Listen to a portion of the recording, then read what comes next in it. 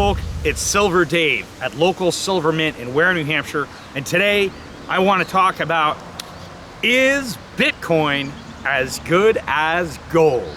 Let's deep dive into this. So first, let's take a look at the different properties of gold and Bitcoin. And of course, we'll include silver in here too. Oh, we got a loud truck going by. So, but I'm just out here enjoying the beautiful air and listening to the birds singing. And so we thought we'd do this video out here to just enjoy that. And so first, gold. Gold and the value of gold, and silver too, is largely derived from its usefulness as a material to make things out of. Meaning that gold is used as a material in a multitude of different things that we use every day, such as the phones, the camera that's filming me right now, the computers, your car even, and all different types of digital technology, and many, many, many more different types of things you're used to every day involve gold in the product. And not just jewelry. We're talking about all kinds of technology. And your phone or computer or your camera, it won't work without gold. Meaning you can't substitute aluminum or plastic for the gold parts in your computer or in your phone. That gold is absolutely necessary for that technology to work. And so gold, it's used in all these different places for all types of applications. So gold, material, very useful. Also, it's impervious to almost every type of acid or weather.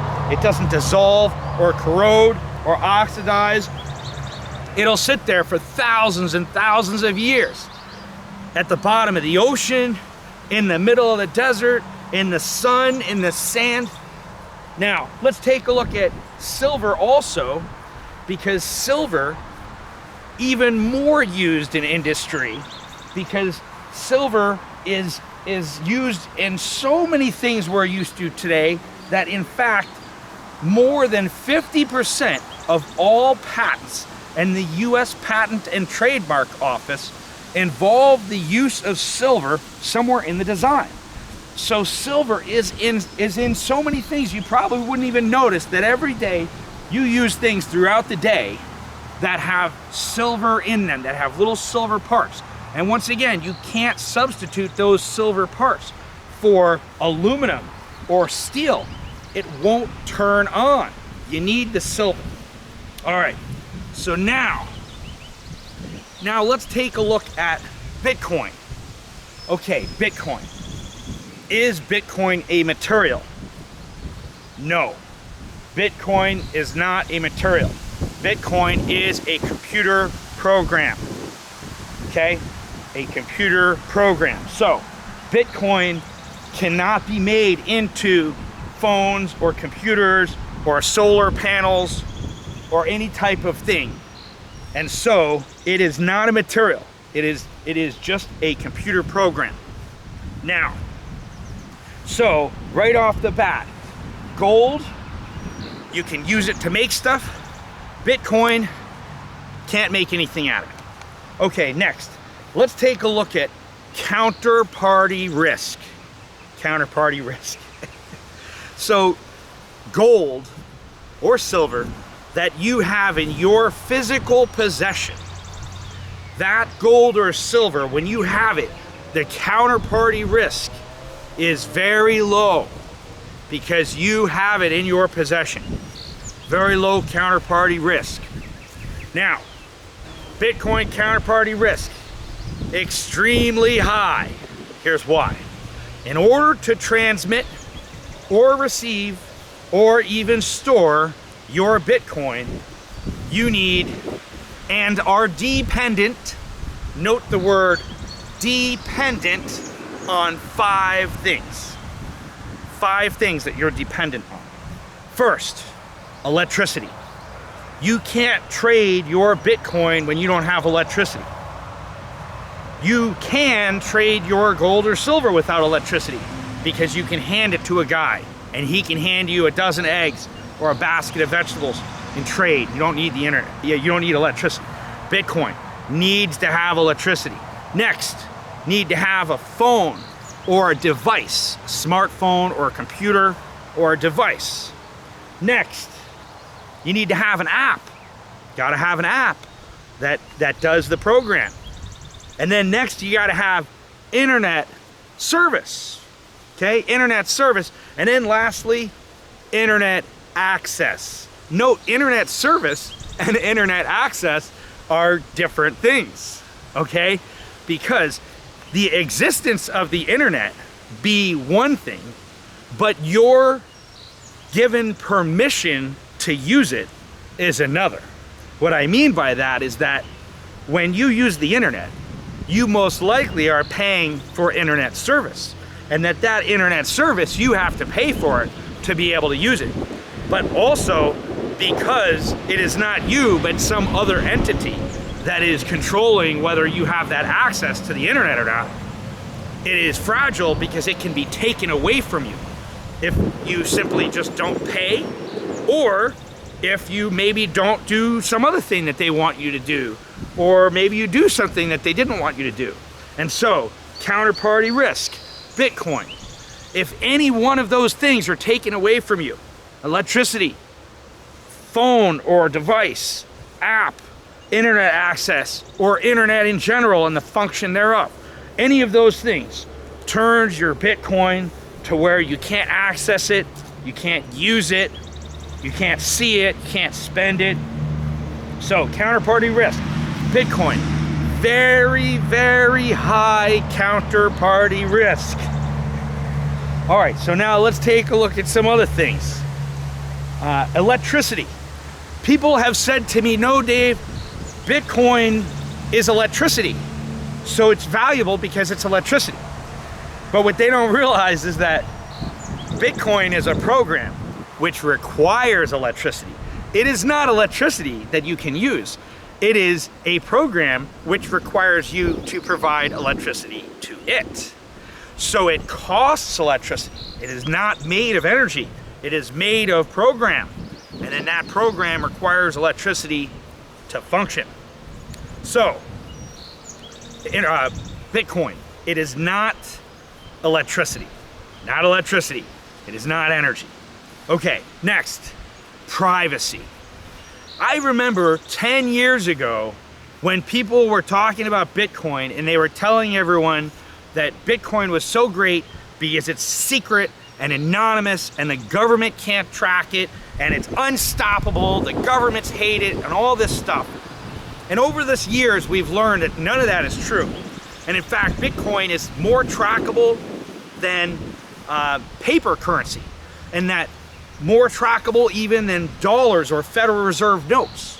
And that's why they want to go to a digital currency model, because they want something more trackable. But Bitcoin uses what's called the blockchain.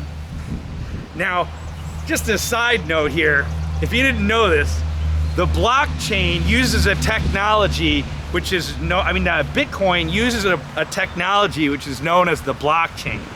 The blockchain is a technology that was patented by the National Security Administration, and it's patented under the title of SHA 256.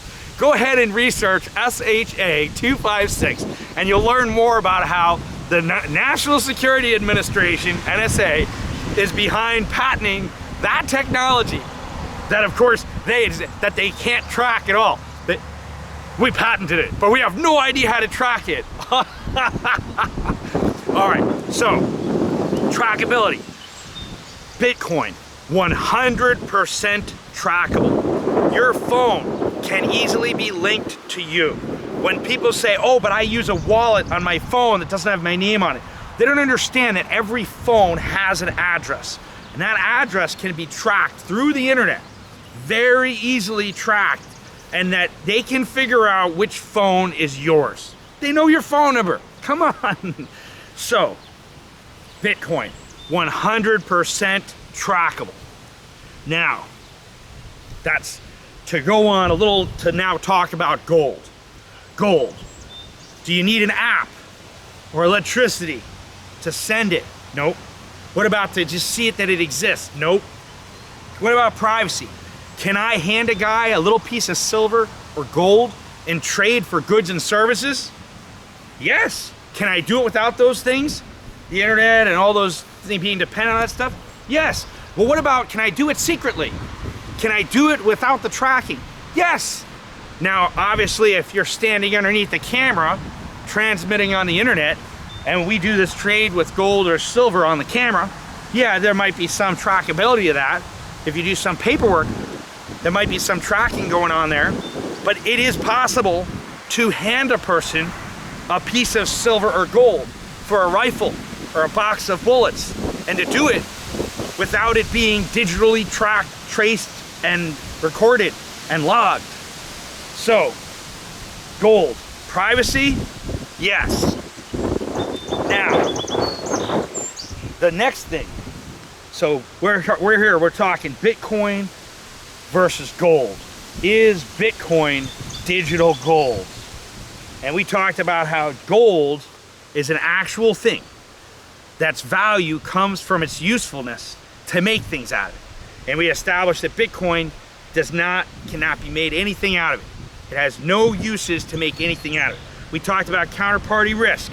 Gold, practically no counterparty risk. Bitcoin, more counterparty risk than anything I can think of. We talked about privacy. Gold, can it be traded privately? Yup. Bitcoin, can it be traded privately? Nope. Gold, can it be digitally shut off on you? No, but it can be confiscated. And this is one of the things people bring up to me all the time. They're like, yeah, well, the government can confiscate gold and silver, so how is Bitcoin any different? Ah, great question. With Bitcoin, it costs a lot less for the global power elite to press a button and shut off your Bitcoin than it would cost them to send soldiers to every house to confiscate the gold. Do you see how the cost-benefit analysis, does it cost more to send soldiers to 300 million houses across America to confiscate the physical gold, or to press a button that shuts off people's access to the Bitcoin, or specific people, or all people? So obviously it's a lot cheaper to control Bitcoin than to control gold and silver. And so a lot of people think that that cryptocurrency is invincible to the government and that the government can't stop it. And I disagree. And in fact, like I said, I think that they invented it. We know for a fact that they patented the technology that it's based on. So, there's a lot there, and that, it's really important. But what really gets me amazed was a bunch of years ago, Bitcoin started becoming this really, it started becoming very popular, particularly in the libertarian communities. It was like they intentionally planted the seed of it right in there, because that's where they wanted it to start, because they knew the libertarian people would have been the biggest opposition to it, because they wanted silver and gold and sound money. So instead, they planted the seed of Bitcoin in the libertarian communities. And then they paid billions of dollars to promote it, because obviously they had to do that. And then that way, when they also told the libertarian people that they told them all these words that they just memorized, apparently without thinking about. And so they told them words like that the government hates cryptocurrency, that they can't stop it, that it's harder money than gold, that it's less inflation, and they said, and that it's, the main thing though was they got people to think that it was their opposition, and that then people became promoters of cryptocurrency, especially like in the libertarian communities. And in the past several years, I came in and I was really into silver, and and using silver for barters and trades. But then I noticed that like when this whole Bitcoin hype started happening, that I went to this festival, and it's called Pork Fest, Porcupine Freedom Festival. And it was really big on alternative currency and freedom and liberty. And in 2011, 2012, 2013, 14, it was like really everyone was talking about silver and how Federal Reserve notes were a tool of human enslavement. But then around 2015 and 16 and 17, the hype on Bitcoin started just getting so strong. And then it went from at the festival, people were previously, the focus was, yeah, dollars people were spending, but also they were spending silver and gold. But then that focus changed and it became more Bitcoin than silver and gold. And I remember I was like selling these delicious vanilla cashew cream iced coffees. Oh, it's the best coffee. They were $6 each. And I had all these guys that would pay in Bitcoin, and they'd be literally at a campground where the internet was like really hard to get to work. And at a campground, and they wanted to pay with Bitcoin, and they'd be standing there for like 40 minutes waiting for the Bitcoin to send to me so they could walk away with their coffee.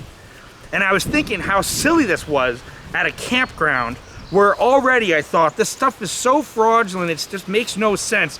And then to top it off, at a campground for people to be like, oh, it's the best thing, and they're standing there trying to send it for 45 minutes. They could have just handed me a piece of silver and walked away with their coffee. So I always thought that that was so silly. So, but this past Pork Fest they just came back from, and this time it was different.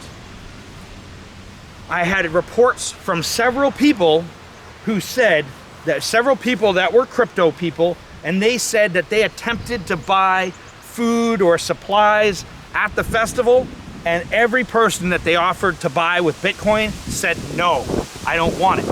While simultaneously, a number of people came and they said, oh, I bought things with silver, and every person I went to said, yes, I'll take silver. So it's interesting to see this shift this past year, and particularly at this last festival, to see the shift. Now, I made a bunch of videos exposing this stuff and talking about it, which made a lot of people angry at me. They were very mad. But I feel it is imperative to communicate these ideas because some people may understand them. And for those people, I think it is important that they at least get this perspective in case they choose to use it, in case it saves them from a horrible catastrophe that is probably coming. So, basically, this video we wanted to look at whether Bitcoin is as good as gold. And so far what we've learned was that it is not anything at all. And it has no uses to keep. And its only theoretical value is to trade it for other stuff. No one wants to keep it. They don't have any use to keep it. Its only use is trading it for other stuff. It has lots of counterparty risk. It has no uses to keep. It is highly fragile. It is most likely created by government agencies in order to spy on people. And so in conclusion, is Bitcoin digital gold? And the answer is no! What are you, crazy? This is, I don't know how you could even think which gold for 10,000 years has been sought after by the human animal because they knew how useful and beautiful it was. And Bitcoin has only been around for a decade. I would imagine that in 1,000 years, gold will still be a thing. 10,000 years, gold will still be a thing. Bitcoin, I don't think Bitcoin will be a thing in a couple years.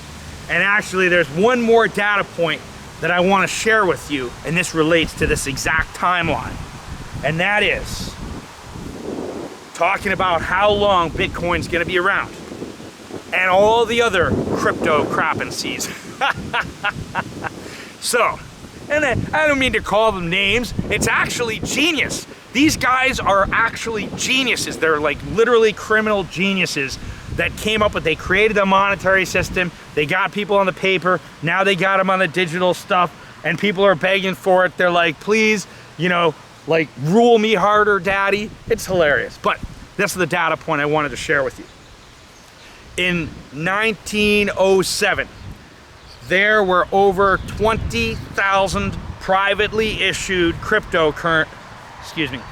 In 1907, there were over 20,000 privately issued currencies across the United States.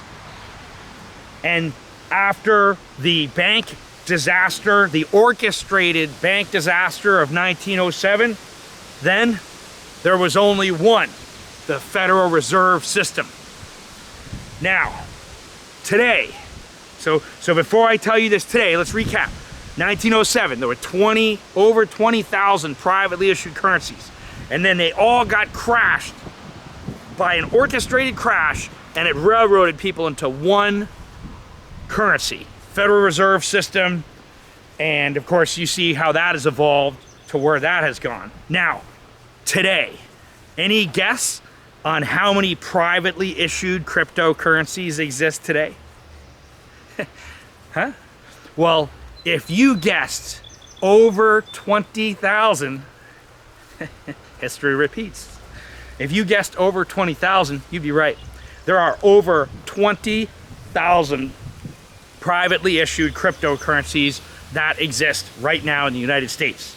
Now, my question to you, do you think the global power elite, the rulers, do you think that we know, let me go back a second, one more important point here. We know that the global power elite want their own central bank digital currency, one that they can track every single transaction and control everything people do with it. And if we know the global power elite want their own central bank digital currency, do you think that they will allow there to be 20,000 alternative options? Do you think? I don't think so. I don't think they're gonna let 20,000 alternative options exist. And as previously, you try to make something, if you called it a coin or a currency, they would come after you. You couldn't. So a government mint makes a coin, but a private mint makes it, and it's called a round. And before cryptocurrency stuff came out, you couldn't make something as a coin and call it that and not get in trouble, or a currency, but they've allowed this for a reason. And I would suggest that that reason is because history repeats. And they basically know that they get people all used to this digital currency, and then they do the exact same thing that has worked so many times throughout history, and that is that they have the new digital system ready to go, and they crash the current system, and then that way people beg for a new system so that they can begin trading and not starving to death, and that they can start buying things, and everything can start working again. And of course, they've got it ready to go. And so I have been anticipating that that is gonna come. And the question is, are you gonna be holding cryptocurrency when the music stops? Are you gonna find out the hard way? Because right around the time when all this stuff happens, that's when I think the price of silver and gold truly present themselves. Note, the silver and gold market is mostly paper, by a lot. So those prices are artificial on the spot. But that when the truth comes out, those prices are gonna crank. But they have people distracted by cryptocurrencies in the short term, and for a reason. And so, all said and done, Bitcoin is not digital gold. Bitcoin is a program on your computer. And if anything, it's a number on a piece of paper with cameras all around it that are monitoring what you do with it and where it goes, where it came from, total top-down control. So now you probably know how I feel about Bitcoin. And the reason I wanted to talk about this today was because this morning I woke up, and after this past week being at the festival, seeing people not spending Bitcoin, seeing people using silver instead, A lot of people came over and they were like, oh man, I really love your videos, and they've been watching them and they appreciated. They were like, oh, I saw your videos about Bitcoin, and that really opened my eyes, and they thanked me. There were other people that like hate me. But this morning, after this past week, seeing the festival, that stuff was really going down hard. It wasn't working. People weren't using it much. And then today I woke up and I saw the Bitcoin spot price drop like $5,000 like in like 2 hours. And it could drop to like $1. It could go to zero because it isn't anything. You won't see silver and gold go to zero. Never. It'll always have a value. Bitcoin will go to zero. Interesting distinction that Bitcoin will absolutely go to zero at some point in time. I would estimate in the next 12 to 24 months. Gold, silver, never go to zero. It'll always have a value. The human animal will always seek after it, thousands of years. So I hope this video has helped you, and I want to thank you so much for watching. Silver Dave here at LocalSilverMint in Ware, New Hampshire. We're just out here walking around in this little meadow nearby. Beautiful birds and trees. I hope you enjoy the day today too. And feel free to please like and subscribe to our YouTube channel for more awesome videos. And please share this video with your friends if you think that they need to hear it. They might thank you later. They might say, you know what? Thank you. And also, if you have Bitcoin and you want to turn it into gold or silver, we will take your Bitcoin. We accept Bitcoin and we will sell you the gold or silver. Note, I don't keep the Bitcoin. I dump that stuff as fast as possible for more gold and silver. Anyway, thank you so much. Have a great day and stack it up.